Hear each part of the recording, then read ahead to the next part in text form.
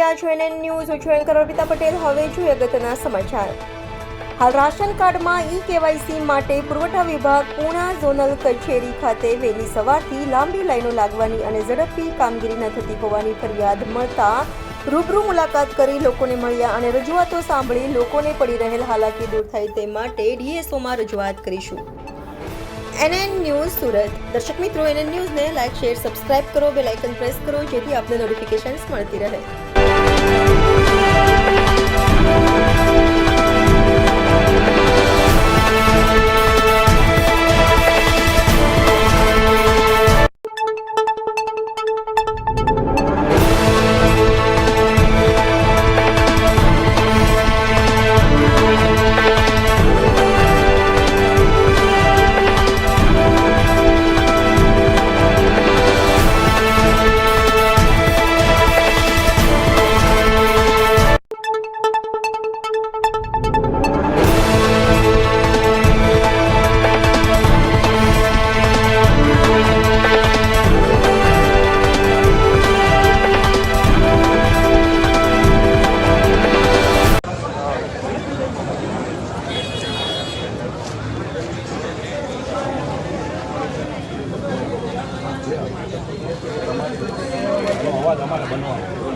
તમારી વાતને આપણે કાંઈ ખોટું નથી બોલવાનું. અમે એવું નથી કહેતા આવું છે.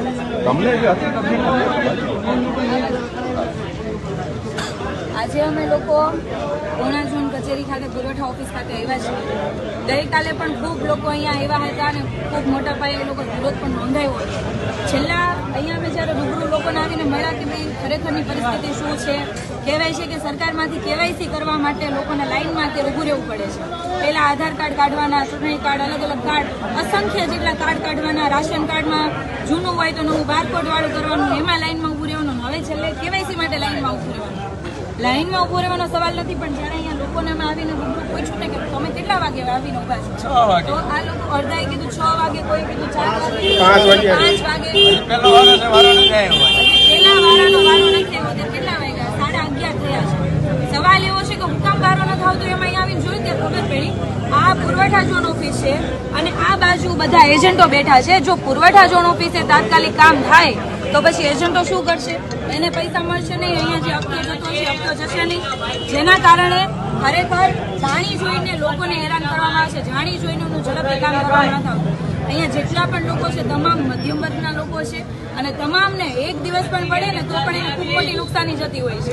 અને અહીંયા લોકો આવે ને એવું વિચારે કે ભાઈ આખો દિવસ અહીંયા કાઢવો, એના કરતાં આપણે 500 રૂપિયા આપીને એજન્ટ પાસેથી કામ કરી લઈએ.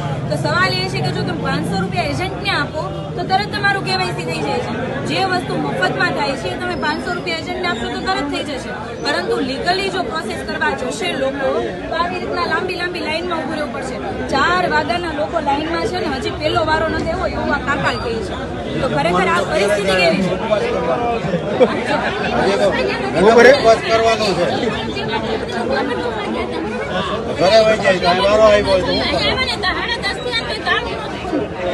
સાડા 10 થયા તો બી કચેરીનું તાળું નથી ખોલ્યું. લોકો એટલા હેરાન થાય છે. 11 વાગ્યા પછી ખુલ્લે છે તાળું. સવાલ એવો છે કે રાજ્ય સરકારની અંદર કહેવાય કે પુરવઠા ઝોન ઓફિસ, પુરવઠા વિભાગ જે છે એ રાજ્ય સરકાર દ્વારા સંચાલિત હોય છે. આમ કેન્દ્ર સરકાર દ્વારા તો લોકોને માત્ર હેરાન કરવા માટેનો આ કાર્યક્રમ છે. અમારી ખાલી એટલી જ માંગણી છે કે સમયસર પહેલા તો ઝોન ઓફિસ આ ખુલવી જોઈએ, પુરવઠા ઓફિસ. સાથે સાથે જો એમાં માણસોની અછત હોય, કર્મચારીઓની અછત હોય તો એ પૂરી કરવી જોઈએ, જેના કારણે લોકોને 4 વાગ્યાથી ઊભું ન રહેવું પડે. ને બીજું કે અહીંયા આટલા બધા એજન્ટોને બેસવાની પરમિશન કોણ આપે છે? ભારતીય જનતા પાર્ટીની છત્રી લઈને નીચે એજન્ટ બેસે, એટલે આનો મતલબ એવો કે ભાજપાવાળા પોતાના એજન્ટો અહીંયા બેસાડે છે. એજન્ટો બેસાડીને એની પાસે ધંધો કરાવે છે ને એની પાસે હપ્તા લેતા છે. આ ભાજપની છત્રી કોણે લગાડી? કાં તો ભાજપના કોઈ કાર્યકર્તા છે કે ભાજપનો એજન્ટ છે એની નીચે બેસનાર 500 રૂપિયા લે છે. એટલે ભાજપની સરકારમાં આ લોકોને લૂંટ તો એક તો KYC ના નામે લૂંટો જ છો, પણ આવી રીતના લૂંટવાના. ખરેખર આ વિસ્તારના ધારાસભ્યને પણ શરમ આપવી જોઈએ કે જે લોકો એમને મત આપ્યા છે, વિધાનસભામાં બેસાડ્યા છે, આજે એ જ લોકો સવારના 4 વાગ્યાના અહીંયા હેરાન થાય છે. છતાં પણ ના તો ધારાસભ્યોનું પેટનું પાણી હલે છે, ના તો અહીંયા કોઈ નેતાઓના પેટનું પાણી હલે છે. ખરેખર દુઃખની વાત છે. આ બાબતે અમે આજે માનનીય કલેક્ટરશ્રીને પણ રજૂઆત કરીશું કે આખા સુરતની અંદર જ્યાં જ્યાં પુરવઠા ઓફિસ છે તમામ જગ્યાઓની આ હાલત છે, તો તાત્કાલિક ધોરણે એને સુધારવામાં આવે ને એવા કોઈ આયોજન કરવામાં આવે જેથી લોકોને 4 વાગ્યાનું લાઈનમાં ના ઉભું રહેવું પડે.